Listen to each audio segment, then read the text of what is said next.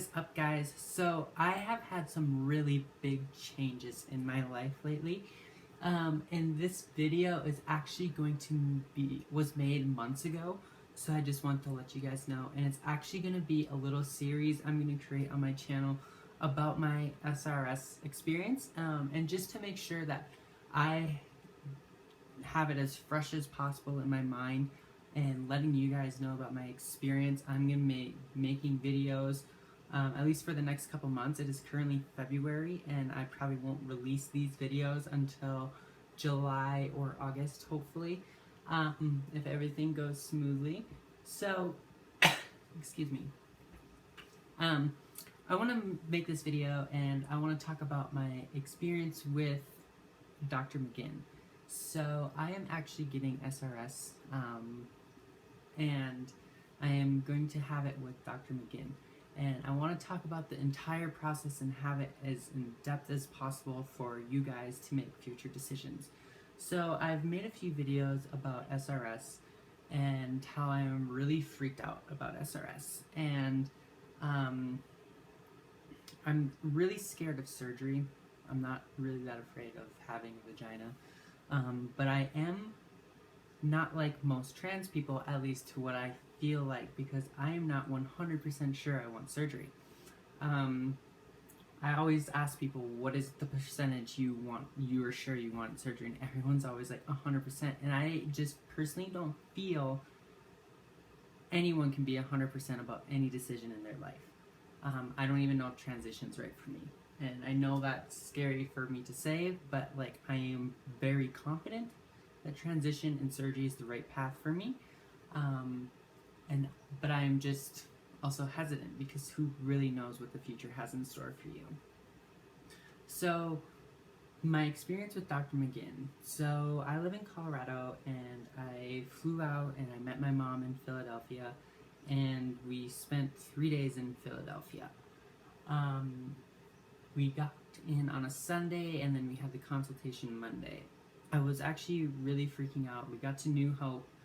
New Hope is this really tiny town. Like, I am from the small town in northern Minnesota, and New Hope was like on that level. And being trans, I am really hesitant being in small towns, but it seemed like the town was pretty LGBT friendly. There was a lot of pride flags around, but in general, I thought it was a really cool town. I ended up getting to Dr. McGinn's office, and the staff was super nice. I got all my paperwork filled out, and then I went into the office where they actually do a lot of like post-op exams and stuff like that, and we just sat in there for probably like 10 minutes, and my mom was really nervous. She was sitting by the window, and I was sitting there, and I was a little bit nervous, but I was actually feeling pretty calmer than I thought I would. And then the knock came on, or there was a knock at the door, and Dr. McGinn came in just like that. Like, there was no nurses that came in and talked or anything. It was just Dr. McGinn.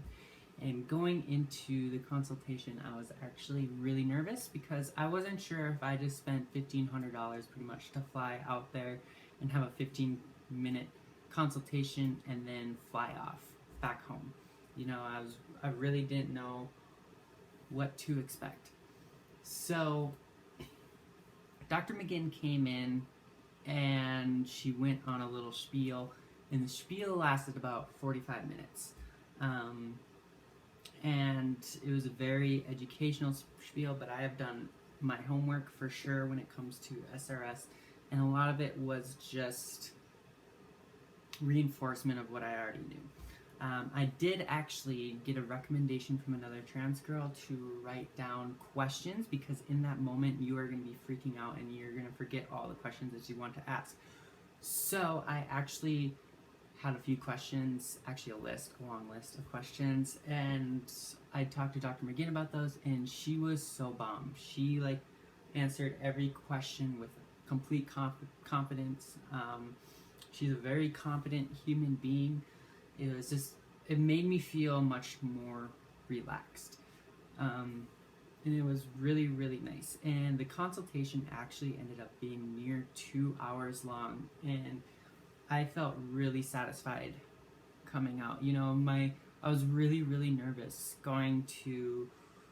knowing I was going to go have surgery and meeting Dr. McGinn, and I wanted meeting Dr. McGinn to calm some of my nerves, and she definitely did that. She answered everything very well, and she was just very personable, and I really, really enjoyed that, and I felt much more at ease when I came out of the office. One other thing that was cool, so as you guys know, sports is a huge part in my life, and Dr. McGinn is considers herself an athlete, and she's done a lot of documentaries, and she found out that I'm a coach and I'm really passionate about sports. So she actually, I talked about being stealth with Dr. McGinn and how that's been an issue in my life, and I want to not be stealth anymore, but I'm too afraid to come out.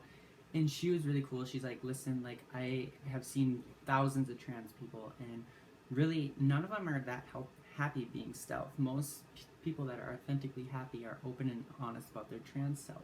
She goes, it's not a time limit, but that's something I think you should definitely work on, is being out and being okay with being trans, because that's when you're going to find true happiness. And I thought that was really cool. And what she actually did was, she said that she was going to get me in touch with some people in the sports world that would help me out. And I thought that was really cool of her. And then I left the office, and I didn't know if I was going to get that information in a week. And literally within 15 minutes of leaving the office, the person that she reached out to talk to me already reached out to me. And that person has opened the door. This person is a semi-famous person, so that was pretty cool. But they have helped me open myself into people that are just like me, that are coaching athletes and are trans or gay or LGBT, and it's been really, really helpful. So not only is Dr. McGinn a very confident person, and I felt very comfortable going to her and talking to her about my issues and what's best for me with the surgery and calming my nerves about the surgery, but she also took into hand that my wishes and who I want to be when I'm older, and what jobs I want to do, and she helped me open a couple doors to help me reach that one day. And I thought that was really, really cool of her. Overall,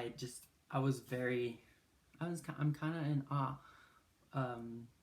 being at Dr. McGinn's office, and I'm super excited. When I was there after I met her, we went to her bed and breakfast just to check it out, because that's probably where I'm going to stay for the 10 days when I'm recovering. And I was sitting there, and I was actually starting to feel excited, and I didn't want to leave New Hope. I wanted to be there and just have my surgery done that weekend.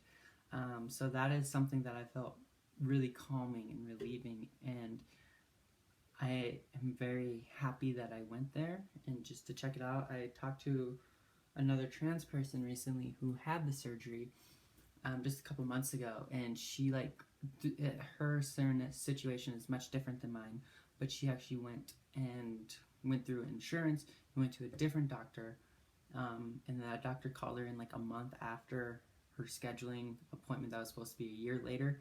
So she got in a month after making she didn't even have a consultation. She pretty much just flew out a month after deciding to have surgery, met this surgeon the morning of the surgery, and had the surgery, and then left. And that's something I don't want, because this is something that's really intimate to me and something that I am really scared of, and I want someone to trust.